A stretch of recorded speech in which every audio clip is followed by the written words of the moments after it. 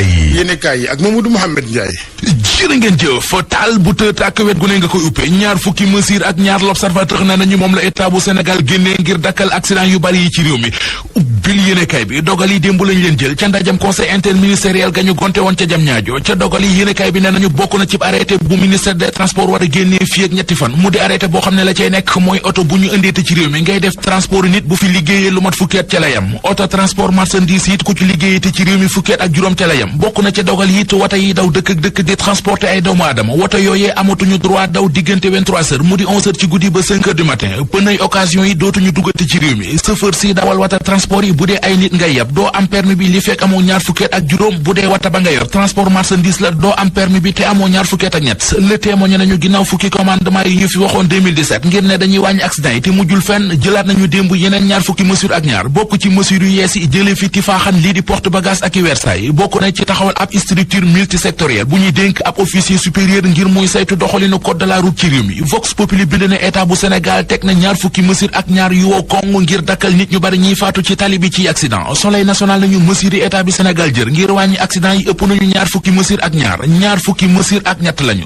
journal L'Info di ñu wax ci xëtam mu njëkk ne nguurug Sénégal génne na leraw gi ngir tàllal nu na rak ñi ci kaw tali bi te duñu doxal yoon wi état bi jël ngir wàññi accident yi Sud Quotidien nee nañu ci ñaar la ko tënk benn moo di sensibiliser ñi séq transport bi xamal leen li ñu war a def ak li ñu warut a def ñaareel bi di ko deful yoon ñu rëq sa ndigg Sud tënk wax ji ci ñaar di ñu xamal ne premier ministre Amadou Ba génne na yat wi téye ci bii loxo beneen loxo ba mu tëye fa carotte wa di tam-tamal transporteurs yi accident bu mitti ba am keroog ci 6 kilos ci yoonu Kaffrine wi Le Quotidien nee nañu tiis waa ngay gën di dis gann ci askan yi waaye nag solidarité gu mat sëkk feeñ na ci ñi waneeg solidarité source mi ngi ñuy wax ne sang bu tedd ba ca Touba ràññeeku na ci ñeen fukki million moom la Serigne Mountakha Mbacké Bassirou xalifa général des Mourides génnee ngir jàppale ko ñi loru ci accident bi accident bu 6 kilos bi ñaari kaar yu mbëkkante enquête ba ñuy def ci accident ba libération nee nañu yu garaaw a garaaw feeñ ci enquête ba yëral xët mu njëkko yéenekaay bi bis bi ñu ne moom la ab pënam toj yéenekaay bi nee nañu enquête ba wane na ne amul woon assurance am na it ay rëq-rëq yu enquêteurs yi gis ci visite technique bu ñaari bus yi ba tax ñi nga xam ne ñoo moom bus yi enquêteurs yi woolu nañu leen tey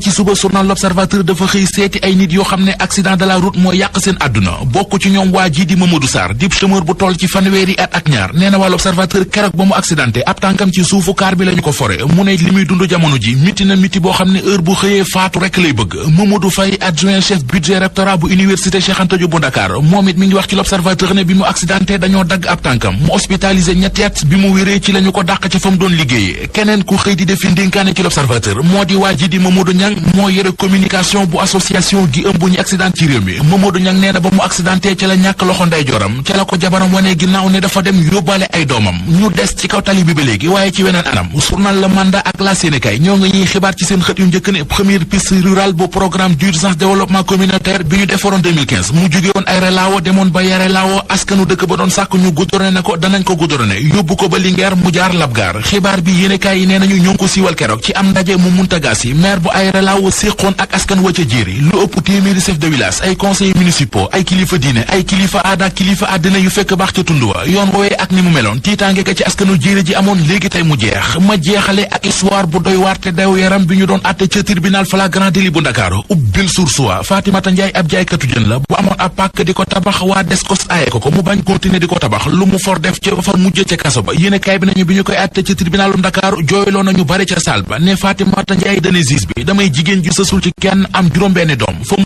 dëkkoon luye fa dañ ma faa génnee ndax dama amee woon ay arrière location bëggoon naa jëlub néeg waaye fu ma dem ba wax ak boroom kër gi bu xamee ne damaa yor juróom-benni doom du ma nangoo luye ab néeg procureur be kàddu yu mu yëkkati jagleel ko Fatimata Ndiaye yéenekaay bi nee nañu moo di dane ko man mi maa la mandat dépôt waaye nag aw ma woon pexe ndax dangaa jàddu yoon mu ne ko bi nga ma expliquer sa histoire wax ma ni mbir yi demee sama xol dafa tooy ba bi ma demee sama kër sax sama xel mi ngi woon ci yow.